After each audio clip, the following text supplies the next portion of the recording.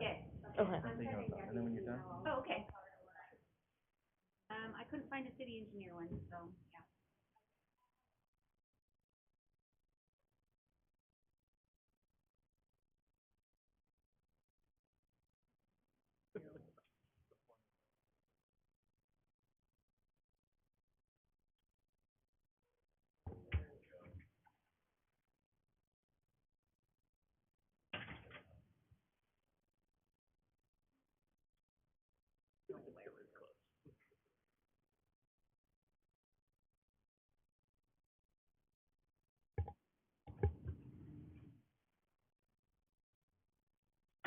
This one on.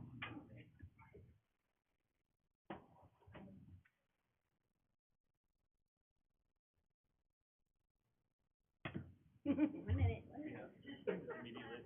And on which clock we go by? Are you the official clock? Oh, she's right. That's 5:59. These are accurate. Yes.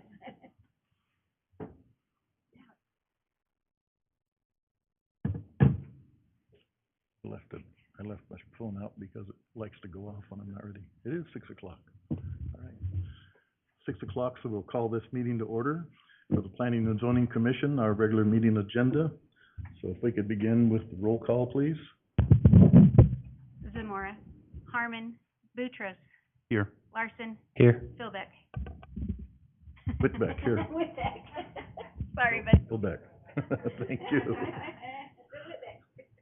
Is there any conflict of interest? Okay. No conflict of interest. There are no special presentations tonight. So we'll begin with the consent calendar items, which there are none. So I just need to share with you our opening statement and the review of our proceedings. A quasi-judicial hearing involves the consideration of a land use request, such as an annexation, rezone classification, or approval of a subdivision preliminary plat. The public hearing procedures as required by the Idaho Code are as follows. Oral and written testimony will be accepted from those who have signed in to speak prior to the hearing being declared open. When providing testimony, please come to the podium, state your name and address, which will be included in the record. Staff will first present a report regarding the applications being considered. Public testimony, the applicant or the applicant's representative will present a summary of the request, a 10-minute limit. Testimony of those in support will be taken, followed by those in neutral position, and finally those in opposition to the request. All public testimony will be limited to 5 minutes or less. The applicant will be offered the opportunity to provide rebuttal testimony. After the rebuttal testimony is given, the public testimony portion of the public hearing will be closed and no new oral or written testimony will be allowed. So with that, we'll continue to first item on our old business. Action item, case number ANN 2310, PUD 237, sub 2313. Engineers, on behalf of Harlan Baker, is requesting an annexation into the city of Caldwell with a zoning designation of R2 medium density residential with a development agreement associated with AN 2310.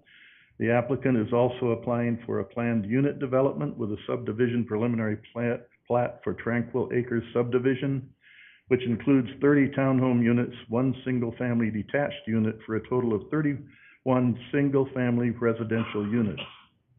At 3.5 acres, the total density is 8.8 units per acre. The site is located at 0 Montana Avenue on the east side of South Montana Avenue, approximately 1,300 feet north of the intersection with Ustick Road in Caldwell. Thank you, Commissioners. Katie Wright, Associate Planner, 621 Cleveland Boulevard. Before you is Tranquil Acres, ANN 2310, PUD 237, SCB 2329.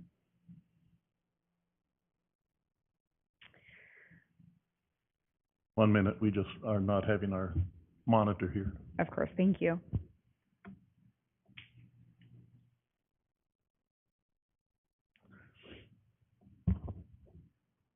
Thank you. Okay, the project location is 3.5 acre parcel located north of Missoula Way between Montana Avenue and College Avenue. The site has frontage along Montana Avenue and College Avenue.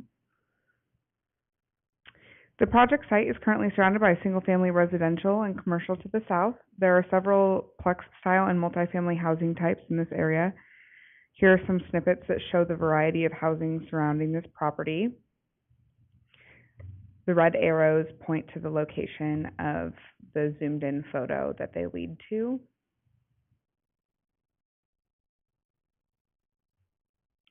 The applications before you tonight are for an annexation of 3.5 acres of land into the Caldwell city limits and a planned unit development with a preliminary plat for the parcel outlined in red. Tonight's request consists of the applicant's proposal for annexation with a medium-density residential zoning designation. The purpose of medium-density residential zone is to provide areas by zoning procedures in accordance with the comprehensive plan that provide medium-density residential development areas at a density consistent with the comprehensive plan. Such zones are primarily located in older neighborhoods and adjacent to shopping, recreational, or cultural facilities. Such zones should be placed in areas that have a full range of urban services available or projected to be established. The proposed development is surrounded by low-density residential and county. Staff finds the medium-density residential is a compatible zoning district next to low-density residential and could be a complementary zone since the densities will be similar. Also, many of the uses around the site are not outright permitted in the low-density residential zone in our current code and would be more compatible with the R2 medium-density residential zone. The comp plan designation and development is medium-density residential. The proposed densities are in compliance with the comprehensive plan. The proposed land use of a 3.5 acre planned unit development with single-family attached and detached homes is a permitted land use within this zoning district. This development is proposing 31 single-family homes, 30 lots attached, 1 detached, and 5 common lots. There will be a public road dividing the parcel in half, connecting access to Montana Avenue and College Avenue. The proposed development project has been analyzed for compliance with city codes and policies, and staff finds the proposed development is in compliance with all parking and landscaping requirements. The proposed development is in compliance with all bulk standards for lot size, setbacks, frontage, and height of buildings. The proposed planned unit development is in compliance with all size, land use design, and amenity requirements. The proposed development will have the adequate site access, utilities, and services to serve the site, and the proposed development is in compliance with all the zoning and subdivision ordinances with the approval of the PUD deviations. Public agencies were notified and asked to provide comments. The only agencies that had concerns were Caldwell School District said that the development shall take into account safe biking and walking routes along Montana and College. And we received 4 public comments. We had a written comment from Doug Hanman. This letter is in opposition because of traffic and car accidents in the area. Another one received by Joy Davis. This letter is in opposition of the development due to crime increase, noise during construction, and traffic concerns. A written comment was submitted by Mary Schaefer. This letter is in opposition of the development due to traffic. And another written comment was received by Renee Talbot. This letter was in opposition of the development due to continuation and change of dates, traffic, and potential disturbances with new neighbors. And one last comment was received that's in front of you today as a late exhibit from Robert Steinbach, and this is in opposition due to infrastructure and traffic.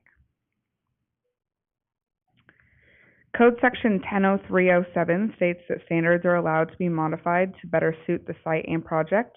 The applicant's proposing the following allowed deviations: 0-foot internal setbacks for single-family attached lots, lot frontage to be 30 feet to 34 feet rather than 45 feet, lot sizes from 2,400 square feet to 3,200 square feet rather than 6,000 square feet, height to 34 feet along single-family home property lines, 1 parking space per every 4 lots with lot frontage less than 45 feet wide, And then the infill amenity deviation requests, due to the site being an infill, the code chooses to allow amenity deviations as a reward to provide infill projects.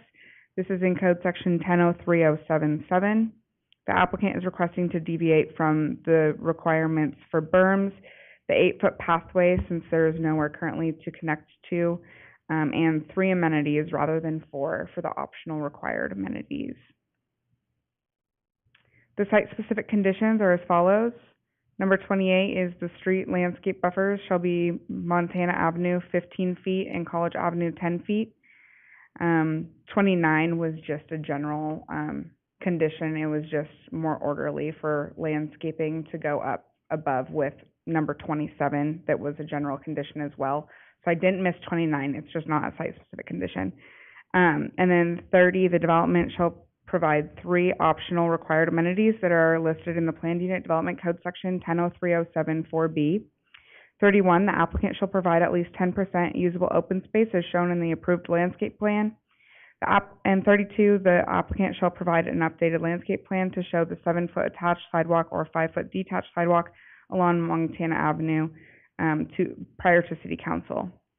Staff recommends that if the commission recommends approval of the request, that such request is subject to the conditions as specified in the findings of facts, conclusions of law, and order of decision. And I stand for any questions. Thank you. Questions, commissioners?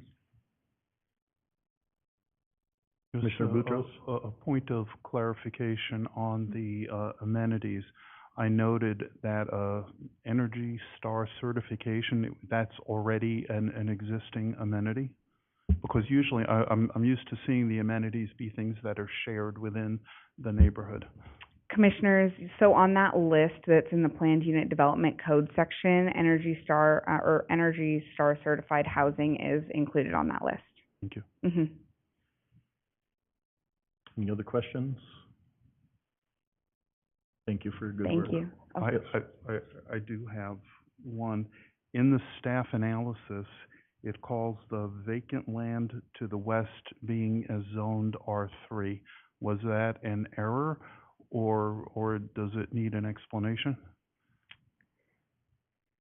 Commissioners, County land that's to the west. give me 1 second and I will, I believe that shouldn't be in there. I believe that's on R2. Sorry, what? I believe it's R2, that whole section. Well, this is vacant county land. I'm Right. asking about Okay. what its zoning is. Oh, sorry, commissioners. You know, so many projects get a little confused. No, it is, I believe that is zoned for medium density through the county. So not through the city, but it's through the county. Thank you. Sorry, thank you. Thank you. So we have one speaker in favor of the project, Jesse Christensen. Please state your name and address. Yes.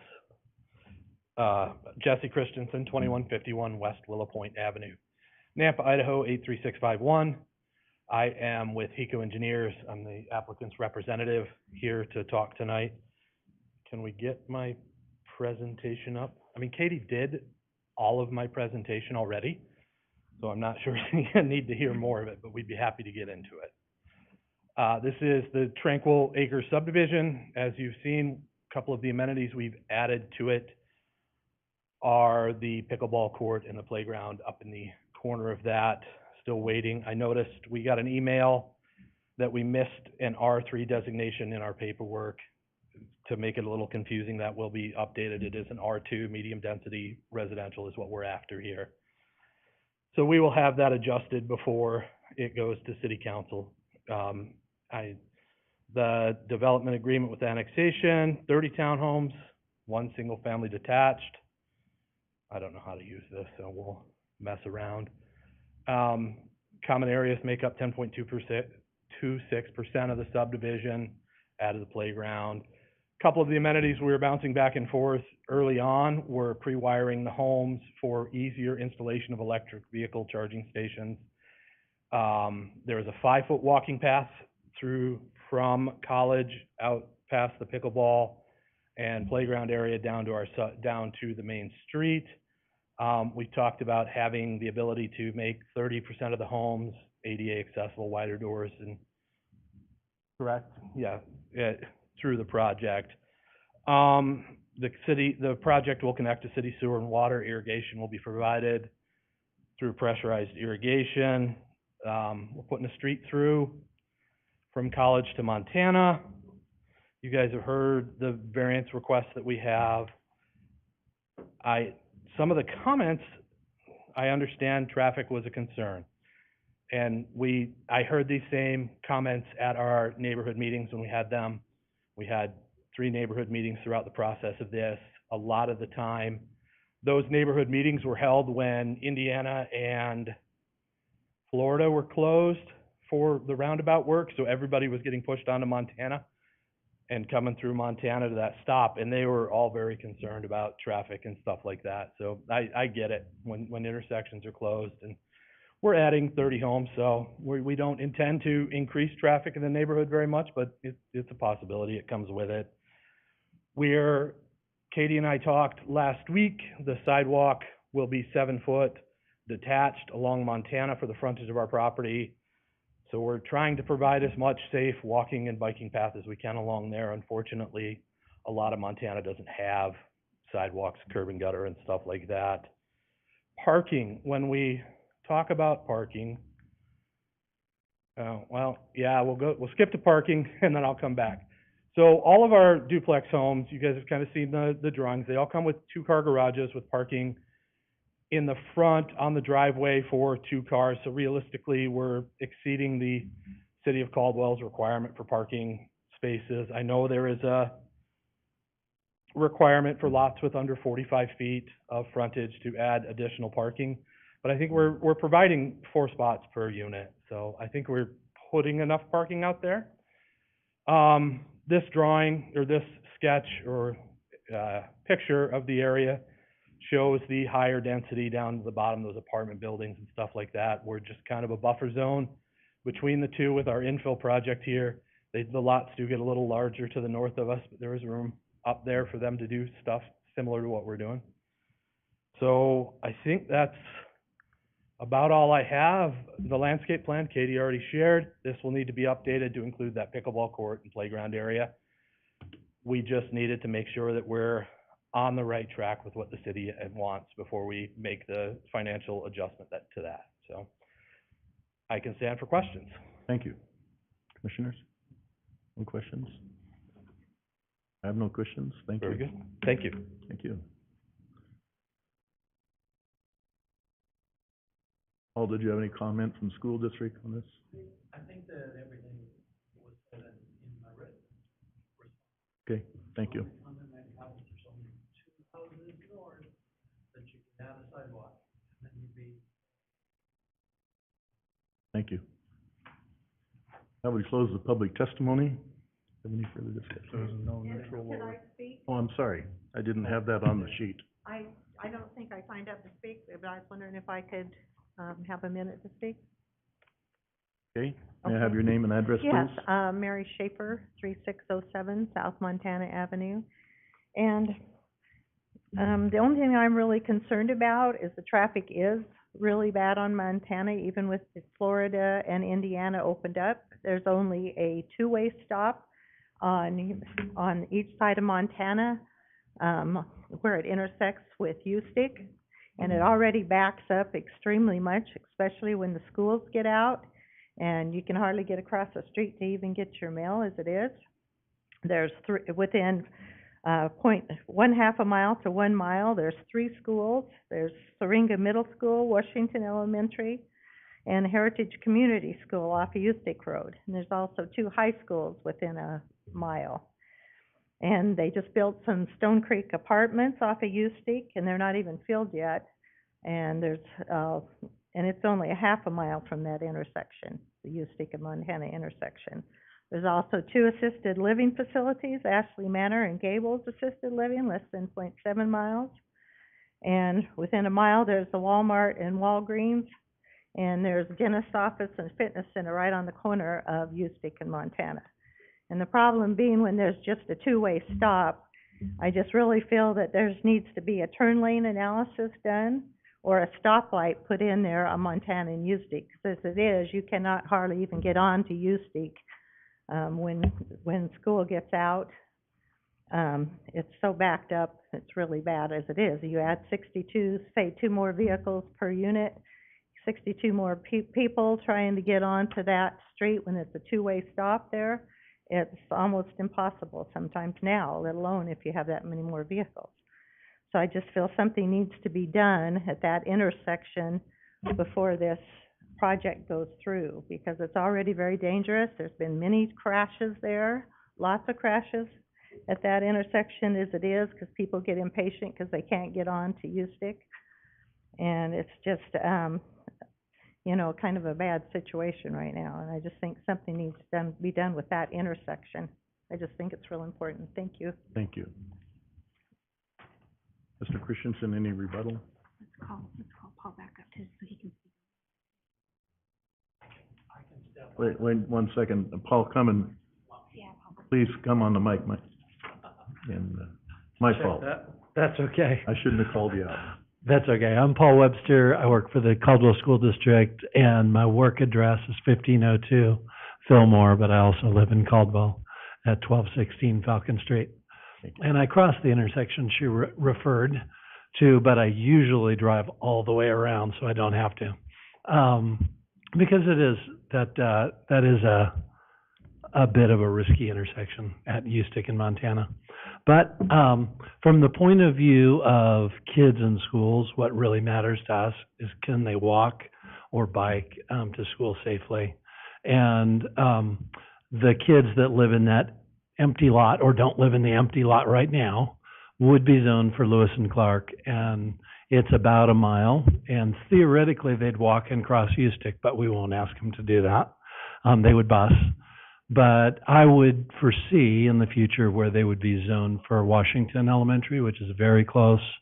And this subdivision is a great spot for housing, but there's only 2 lots without sidewalk till you get to sidewalk, and then it picks up.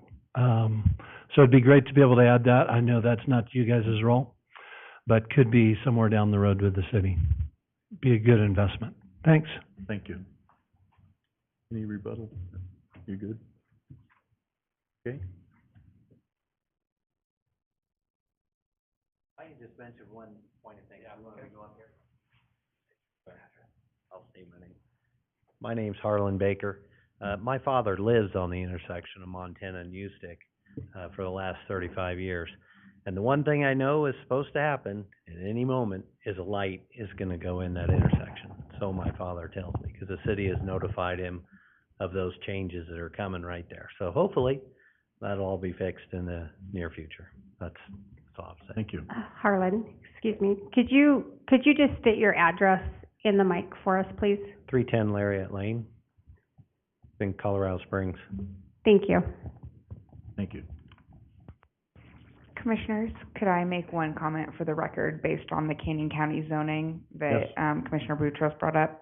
I just wanted to clarify that the property directly to the west is rural residential, but right below it is not medium density residential zoned through the county. Thank Just you. for the record. Thank you. Thank you. Anything else? Close public testimony at this point? Okay, yeah, I did that once, but at this point, we'll close public testimony and we'll have any discussion. So moved. Okay, moved and seconded. All in favor, say aye. Aye. Opposed? Just us. All right, thank you. Anything further from me? So I have some notes that I want to go over. Dave, did you want to raise any issues? I wanted to ask the city engineer, do you know what the loss of the roads are, and or you don't know those unless we do a traffic impact study? Yeah, that's correct. The subdivision in front of you today is far below warranting a traffic impact study, so we do not have that information. So I guess my question is not necessarily the traffic impact study, just the quality of the road at this point in time. The only way for you to determine that is through a traffic impact study? I guess by quality of road, are you referencing the quality of the physical Just the pavement or how it sheer functions? volume. We don't care who they are, what they're driving, or what direction they go, just sheer volume. Is it a A, B, C, D, or F? I don't have that in front of me at the moment. I can let you know that we have been working towards a Caldwell Area Transportation Plan. It should be approved by City Council next week. Okay. And in that plan, it did not show this road as a road that needed to be widened. So it didn't show that this road was one that was going to be requiring any widening other than a left turn lane. Okay. Okay. Thank you. Okay, so, I actually had, information, from the packet about the zoning of the vacant land to the west, and yes, it is rural residential. Although the, application package misstated that as R2 and R3 in different places, but I understand the R3s are all typos. But it is actually zoned rural residential. In addition to that, the current, this property is surrounded by R1 residential. And even though the comprehensive plan shows medium density residential, I believe the comprehensive plan should match the zoning. The two need to go together. And we're not going to change existing R1 homes into medium density residential, which suggests that the comprehensive plan is in error for what it shows in this area. It should, if it never had matched the R1, it should match it now. It's an area where if you were going to do a comprehensive plan amendment, it would be to change it from the R2 to an R1 to match existing surrounding properties. So you addressed my question about PUD amenities. With the requested deviations, considering there's just one street through this with all very narrow frontages, you're essentially forcing all traffic, all parking onto private property. There should be some more on-street parking just because there are going to be delivery vehicles, there are going to be other people coming into the neighborhood that need to park and may not be comfortable or may not have permission to park on private property. In the page 85 of the application says that the requested deviations, it refers to them as adjustments on that page, are minor in nature, but decreasing lot sizes from a 6,000 square foot minimum to a range of 2,458 square feet to 3,200 square feet is not minor. That looks like a major adjustment. Commissioners, I'm very uncomfortable with what looks like a higher density development accompanied by significant deviations that increase the density even more. For what it's worth, I'm an advocate of resolving all of the infill properties. Anyone who looks at a map of the city, the haphazard growth in the past cries out for infill. But in this instance, it looks to me like an R1 development on this property is more suitable. In fact, the requirement to be compatible with the surrounding area this application fails that requirement, but it would pass within R1. So that would be more appropriate. I would be enthusiastic about somebody actually completing an infill in this spot. Well, we need another 100 to really infill the city, but I think R2 is wrong for this area, and frankly, commissioners, I can't support a development that is this dense in the middle of an R1 area. Chair and Commissioners, if I might respond to some of that. When you look at the zoning map versus the comprehensive plan, you must keep in mind that a zoning is what it is currently today. A comprehensive plan is a future land use map of what the city wants to see those properties go to when they redevelop.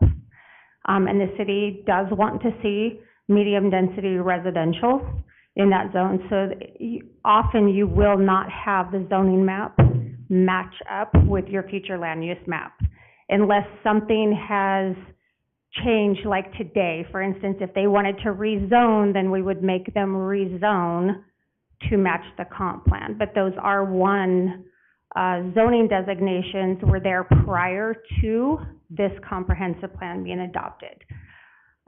Secondly, when you start looking at your compatibility of land uses, you have to keep in mind that it's not just an R1 next to an R2, but it's also what are the existing land uses that are around there.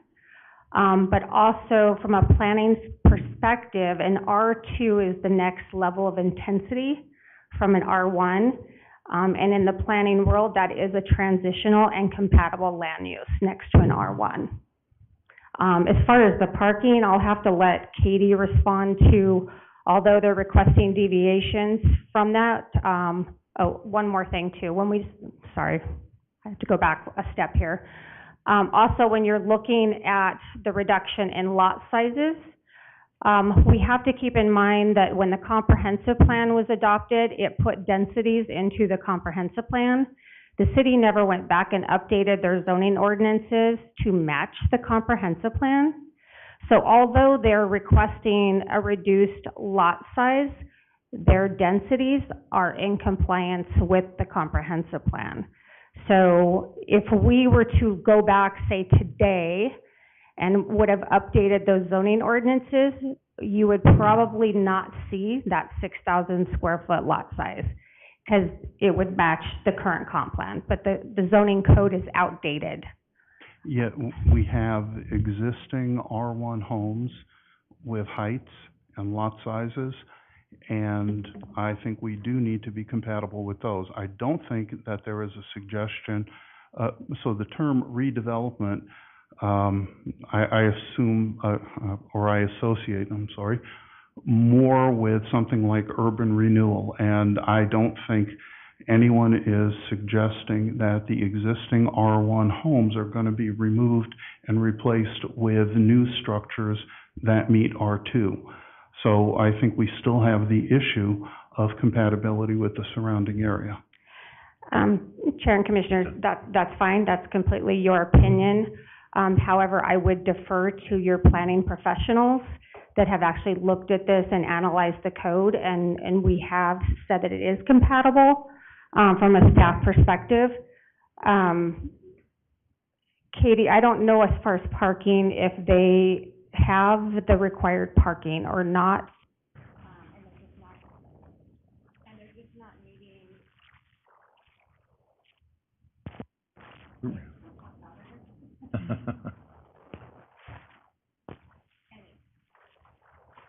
Hello? And it may just be an issue, I'll just talk loud. It may just be an issue of, again, the code, calling out to reduce lot sizes, but if they're providing parking as a whole, they have the required minimum parking, then we should look at that from a cumulative perspective, so. But could I just interject? I believe that even though the old designation was R1, all the property to the south of this property is all built out as multifamily R2 and above, because they're all apartments all on the south side. I believe part of it is R1. So directly south is more dense, but on the southeast corner of this property, it is R1. Yes. Chair and Commissioners, that is correct, that a big chunk of the west side is all multifamily, duplex style, or more units. There's also some to the north, and then if you keep going a little bit south, there's actually the zones for R3 down there as well. For parking circumstances, they do meet, the code requirement. The one that they don't technically meet is having that required parking lot for the PUD, requirement for one parking space for every 4 lots that's less than 45 feet, wide. That's the one requirement that they're requesting to waive, but if you were to do the calculations, they technically would make up for that, with parking on all of their individual lots. This is also a public road. There would be potential, I may need to defer to the city engineer, but there would be potentially room, depending on where the driveways are and things, for them to park on the streets. There just isn't that designated parking lot, if that makes sense. Okay, thank you. Anything further? Yeah, I think the homes look fantastic. I do have a little concern about the density. I mean, it's not super high, but I think the homes look awesome, and I think that the infill is a good idea. It just feels a little concerning with, just the existing road and it being partially surrounded by, I know R2 is the next size up, and so it seems like a decent option. I'm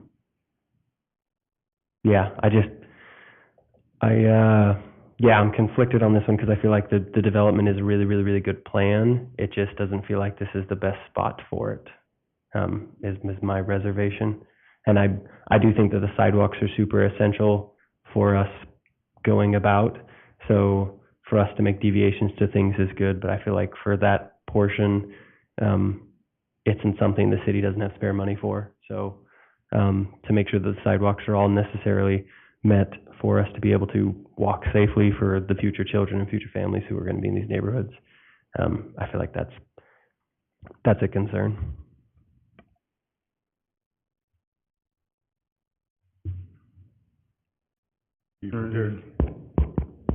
I could make one brief note. When you look at the lot frontage, it's going to be in a range of 30 to 34 feet. If you have a 20-foot driveway, you're ending up with either 10 feet or 14 feet. This is not enough for on-street parking. We're going to find that people have to block driveways if they come into this neighborhood for any reason, and I don't think that's appropriate. Okay. As I said, I don't know if we want to close the discussion. Yes, thank you. If your minds are clear, we'll close the discussion. I'd entertain a motion. Moved to close discussion. Second. We're already here, so we don't have to close our discussion. Someone makes a motion now, so whether we approve or deny. That's what I was asking for. Okay, so I'm willing to make a motion for denial. I can go ahead and read that. So, case number ANN 23-10, PUD 23-7, sub 23-13, based upon the testimony and evidence and record in this matter, upon the findings of fact and conclusions of law set forth herein, do hereby determine and move as follows. The request for ANN 23-10 annexation with a zoning designation of medium-density residential with a development agreement and PUD 23-7 and SUB 23-13 for Tranquil Acres subdivision, a residential planned unit development, is recommended for denial because it is incompatible with the surrounding residential area. Second. Call the roll. Boutros, Yes. Larson, Yes. Whitbeck. No. Okay. We'll move on to. That part of the hearing is closed. That part of the hearing is closed. We'll move on to new business.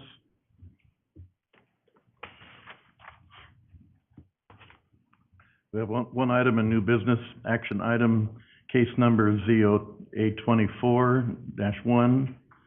It's various sections of the Chapter 10 zoning ordinances and Chapter 11 subdivision ordinances. So, do we have comment? Thank you. Here we go, we're on. Thank you, Commission. Good evening. Joe Dodson, Planner 3 with the City of Caldwell. What is our address? 621? Still new, I don't know our address. But I don't know if that's actually legally required for staff to say that, but that's okay.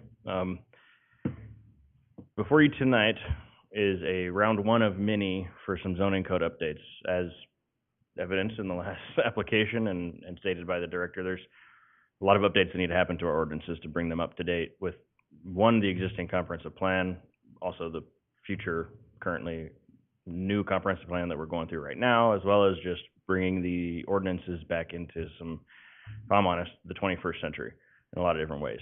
So this is just step one. Again, we are currently proposing about probably 5 amendment packages for this year, with more anticipated next year following the comprehensive plan adoption, the new one. So a lot of the amendment packages that you're going to see, including tonight, are a lot of cleanup things. We're taking, some of it's grammar, to be honest, just taking out redundancies, making sure that things are more clear to both staff and the public.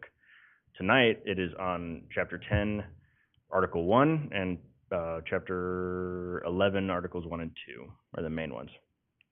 We did not hold a workshop on the updates before you tonight because they're pretty ministerial in context.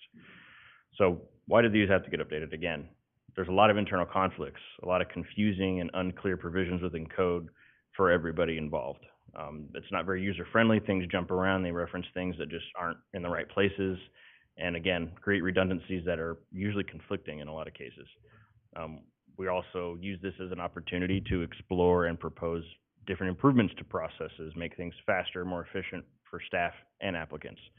And again, like I said, bringing this into the 21st century to help with some emerging land uses, things that just are different now that have been proposed than what they were 20, 30, 40 years ago. Lastly, we also want to update the code when we have changes in policy, whether that's from the executive of the mayor's office, et cetera, and from feedback from commission and council. We want to aid in reducing the number of future text amendments as well as comprehensive plan amendments too. So we want to increase, I guess, the flexibility in code so that the inherent ability to develop is more appropriately managed there. So overall, we just want to update things, bring them into better compliance with current standards. So as part of this package, just straight off beginning with the reformatting of the code. And I will state, I do have the matrix that was part of the staff report. If you guys want to go through that line by line, I'm willing to do that with you. If not, I hope you did review it. It helped me while I was writing the staff report in my instance. So we can go through that if you'd like. Otherwise, this is just more broad, but you guys can let me know at the end. After general reformatted code, step one was moving the annexation provisions from Article 1 to Article 3, which then opens up Article 1 to be used at a later date. We created a new section for split zoning because currently we don't really discuss that. It's a process, if you're not familiar, where one parcel has 2 zones on it. In planning world, it's not typically good because which one do you use? It makes it very difficult. Comprehensive plan designations are a different story. Those are usually not parcel specific, and that we'll get into later. But at least for zoning, those are parcel specific. So we wanted to create a section that dealt with how we deal with that with existing properties as well as how we deal with that moving forward. And moving forward, planning's goal is we're not going to allow that. You cannot request to have a split zone on a parcel. If you're going to have a split zone, you got to split the parcel. We also created a new section for alignment of zoning with the comprehensive land use, which similar to what we just discussed in the previous application, where that should land at the end of the day. My experience, and Robin's as well, in planning, our current comprehensive plan and the rigidity within it for the zoning is not beneficial to the city, meaning that it says highway corridor, you have to have highway corridor zoning.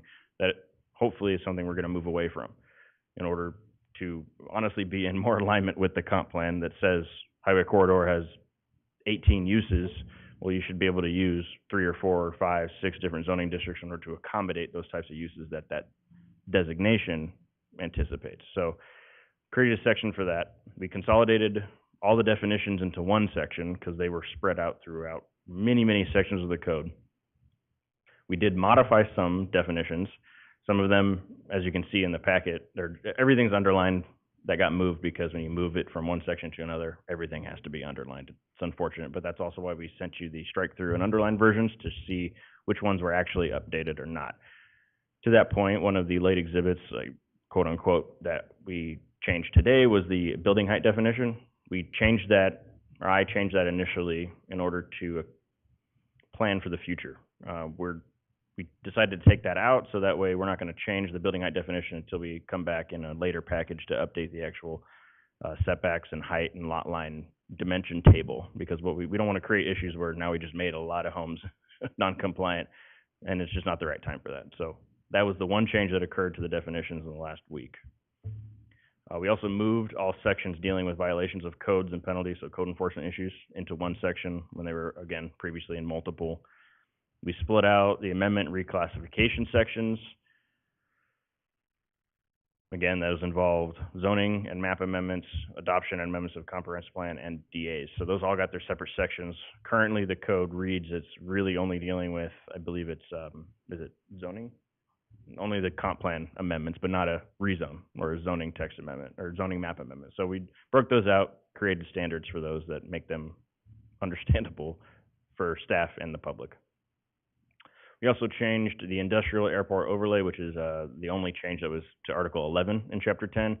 All we did was change the title to overlay zoning districts and reformat the numbering so that in the future we can put all of our overlay zoning districts into that one section, and again, not have them scattered throughout the code. Make it just a lot simpler for everybody to go to one location to start. We also created new sections and provisions for administrative lot splits, which is basically just bringing our zoning code in consistency with the subdivision code, because Chapter 11 subdivision code already had provisions for these things. We also wanted to make updates to incorrect code sections and just clarify throughout several sections of the code. Again, remove those redundancies, remove some of those areas that you have conflicts that are very apparent.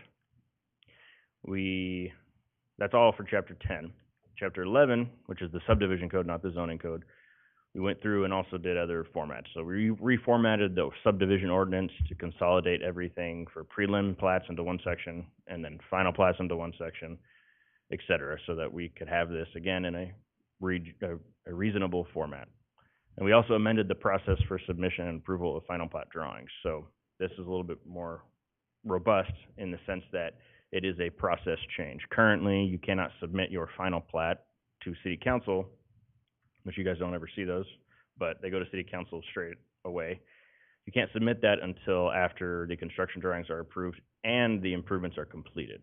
That has created issues recently where whether it wasn't reviewed in construction drawings or construction drawings changed and the final plat no longer matches the preliminary plat. Well, the improvements are already in. Millions of dollars spent. What grounds does the city have to turn around and make you amend something that's already in the ground just because we didn't catch it, or you guys, honestly, if the applicant happened to just needed to make something change because of an irrigation district or because engineering even asked because a roadway had to move or something like that. So what we wanted to do, what we're proposing it to change to, is have the final plat submitted with the construction drawings so that planning and zoning and council have a very adequate time to review that final plat with the construction drawings, make sure that they will get approved together and move forward. That led to other changes that we had to make, which would be regarding the final plat signatures and the recording dates, as well as time extensions, renewals, those types of things. So we therefore had to extend some of the preliminary plat expiration dates, the expiration dates for then recording each phase, et cetera, and the length of those extensions. So basically, it's just gonna be 2 years across the board for each one of these things. One change that we did make was removing the current code provision allowing you to basically resurrect a plat from whenever. I believe the current time frame was like 10 years. There's some gray area in there about when that clock actually started. So we went through, we made those corrections to that, clarified. That was, again, the late exhibit for the second section, the 110204 that we made regarding those plat extensions. And what we did this week was just further clarify that. After we had some more internal discussion, reviewed it again, we were like, you know what, let's make this a little bit more broad to both encompass final plats and preliminary plats to avoid a future code amendment. So that was the minor update that we did there. Not a lot of measurable changes to the actual text there. And then lastly, we updated the private street section within the Chapter 11 code to allow private streets within multifamily developments. Currently, There's one really small section in the zoning code, chapter 10, that says internal circulation, which is essentially private streets. But the subdivision code, chapter 11, didn't technically allow private streets in multifamily code. So working with engineering department, we coordinated that just to get that aligned where, yes, you can have private streets in multifamily developments. We, again, amended the code to allow time extensions for plats to be approved administratively. Currently, the first one is administrative. Subsequent ones have to go to city council. We are proposing to have them approved only administratively, again, to minimize the impact and the backlog of applications that go before city council for something that is generally ministerial. Very rarely are there any changes to plats when they get time extensions. They're just, usually it's because the construction is a little delayed and they can't meet that 2-year mark, that deadline. And so they just want to get a quick time extension because instead of that 2-year mark, they're going to need it at 2 years and 3 months. And so why bog down the public hearing process with these when we can do them administratively? We have standards in place. We're going to review those. We also amended the code to then, when it is in conjunction, like projects that have multiple application types, to extend the SUP with that subdivision. So there's cases where technically we would do that, but code didn't necessarily say that it was allowed. And it just becomes a chicken and the egg kind of conversation. And when they all run concurrently on the front end, we just want to make sure that they run concurrently through the entire process. And then again, general cleanup of other minor code sections within chapter 11 in order to, again, make it cleaner for everybody. And that's package 1, many, many more to go through, but I will stand for any questions you guys have. It's a lot to cover. Thank you for your work. Yeah. Questions? I don't have any questions. I do have a compliment for the diligence, the quality of the revisions, the tracking, the cheat sheet made it very easy to review a long package. So thank you very much for that, Robin, that- you and your staff. Team effort for sure. So Thank you. thank you very much. Thank you. Yeah, thanks. I have a question that's unrelated, but because we're here and we talked about the comprehensive plan last time on the last item that was on the agenda, is it possible for when we see the comprehensive plan for you to show density? Because at least for me, and then they could share if they want to chime in. I don't care if it says R1 or R2, R3, because the difference between if you have a PUD and R1 is density of R2 for a R1 or a density of an R3 with an R2, because you can have from 3 to 4 and then from 3 to 25. So is it possible for us to show that? Because if on this last one you could have shown me that the top portion, right portion, and bottom portion were like 7 dwelling units per acre, I would have said yes. But because they say R1, I'm assuming 3, because although the housing types, you can see some of the pictures, that's not the whole development, it's just a piece. It would make it clearer for me and maybe for the other commissioners to know, hey, this is actually 4 dwelling units per acre. Nobody cares what the actual planning unit type is because it's built. Is that possible to help us so that we're on the same page? I see Boutros' perspective and your perspective both on they should match or they shouldn't match. I can see both points. But just for me, it's hard for me to go, okay, it says R1. I'm assuming that it's 3, maybe 4, but if we're going to put 8, that's double. Can you share your perspective on that? Chair and Commissioners, I'm sure we could certainly do that. Because I know Katie, like before this meeting, went out and drove the sites and discovered that a lot of that was multifamily out there. So it would just be a matter of her counting the units and then calculating that based into the acreage. So, I mean, I think we could probably accommodate some of that. There may be some areas where it's questionable for us, like maybe we don't really know how many units, but where we can determine that, absolutely, we can provide that information. Yeah, just for me, and if you guys could share your thoughts, I think it would help us significantly to not, because although the numbers R1, R2, R3, and the C's and the M's and all the letters of the alphabet and their numbers indicate things, what actually is there and what actually happened because of the PUD portion makes it very difficult for us, who aren't you guys, who don't, this isn't our full-time job, to make a really good decision that's the best for the city without a little, it's not a lot more information, but a little more information. So if it's not too much staff overhead, I would request that. Sure, we can work on that. Commissioner Larson, Commissioner, to second what Director Rob Collins said, I would say in this area, it'd probably be more difficult than in other areas in the sense that it's older. We'd probably have to dig through address data to actually know how many units are there, because visually, right, It just looks like one building, but it could have 4 units, it could have 8, depending on that. So I will just caution you by saying, like, it's not quite as easy for the older neighborhoods just because the plans, I don't even know if we have them, that type of thing. So some of it would be questionable, as Robin noted, that we would be guessing in some degree. But great point. I do think we probably should have some more background data for you guys. Obviously, that makes a lot of sense. Also, I was going to mention through the comprehensive plan amendment that we're doing, like the overall new comp plan, we are going to change the densities. At least that's the plan, is to have ranges in the densities, which is consistent with most jurisdictions in the valley. Instead of low density saying no more than this, and medium especially saying no more than 4, which 1 more unit per acre is not medium density. So there's going to be ranges. Like my previous position in Meridian, medium density was 3 to 8. So this project at 8.4 would have fallen into medium automatically. So I don't know if that's the numbers we're going to use, but in general, we're going to have ranges for these densities, probably for everything above low, in order to, again, accommodate for different types of development, different land uses, different residential housing types, because we all know we need different housing types. Yep. So I just wanted to note that for you guys. So in the future, we are thinking about those things too. Thanks. Yes. Yeah, I'll just note on, piggyback on what he said.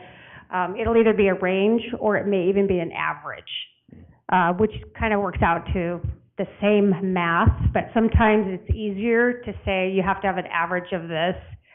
So we're looking at what's the best way to calculate that, that's the most easy for the planners to review it, but also for commission and council to understand what those densities look like, because densities can be a little complicated sometimes.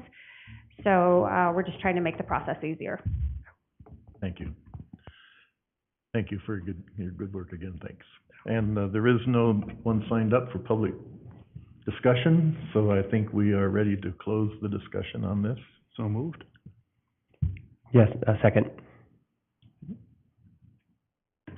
All in favor? Do we have to really do that? Okay, all in favor, say aye. Aye.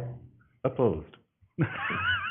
I'll make a motion, based upon the testimony and evidence, for a case number ZOAN 24-000001, based upon the testimony, evidence, and recorded in this matter upon the finding of facts and conclusions of law set forth herein, do hereby determine and moved as follows, that the request of ZOAN 24-1, a zoning ordinance text amendment for portions of Chapter 10 and 11 of the City Code is recommended for approval, subject to the conditions of approval as presented or amended.